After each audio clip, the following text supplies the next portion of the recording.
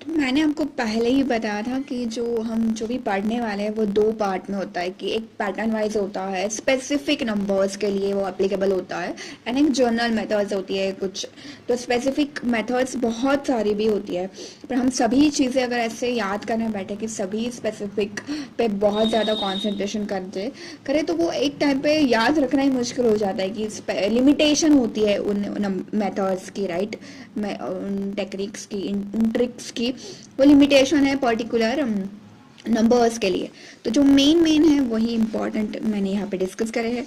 अब स्क्वायर्स की बात करते हैं हम, स्क्वायर्स ऑफ नंबर, तो वही पैटर्न बेस या फिर एक लिमिटेशन जो है उनकी हम बात करेंगे। तो ये जो एक मेथड है वो स्क्वायर्स की है, ठीक है।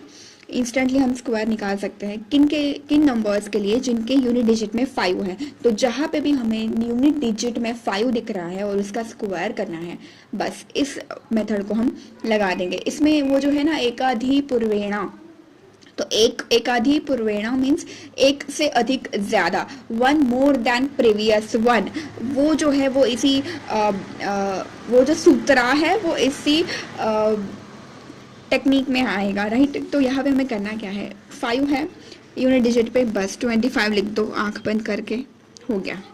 और फिर क्या करना है हमें, इस 7 को हम उसके नेक्स्ट नंबर से विच इज़ 8 से मल्टीप्लाई कर देंगे और मल्टीप्लिकेशन यहाँ पे लिख देनी है, and that's it. 7 × 8 which is हमारा होता है 56। तो बस 56 25 इज आवर आंसर आ गया है।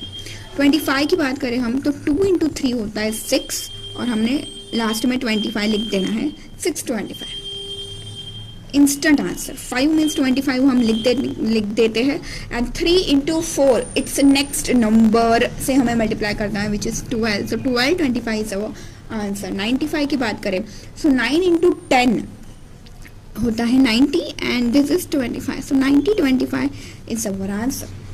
105 की बात करें तो अब 5 के लिए हम 25 लिखते हैं, ठीक है। अब यहाँ पे 10 है, 10 × 11 which is 110, right, 110 25 is our answer.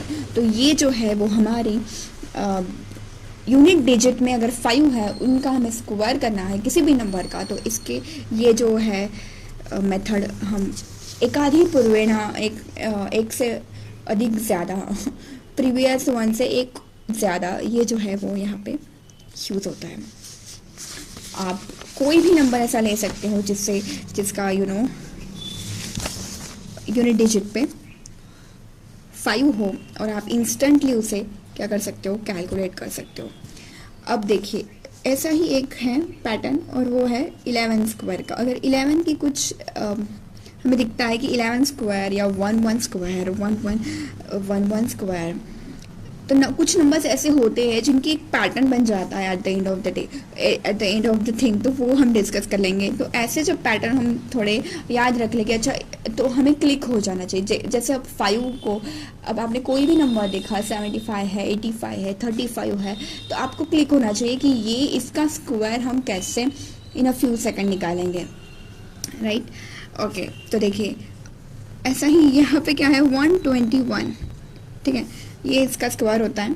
जितने नंबर 2 है, 1 2 बार है तो 2 लिख दिया, और आज आगे पीछे 1 लिख देना है। यहाँ पे जो 1 है वो 3 बार आया है, तो हम 3 लिख देंगे पहले, फिर 2 2 1 1, उसके दोनों साइड पे हमें कम करते 1 लिख देना है। यहाँ पे 4 है, 4 लिख दिया, 3 2 1 3 2 1। यहाँ पे 5 है तो 5 लिख दिया, 4 3 2 1 4 3 2 1।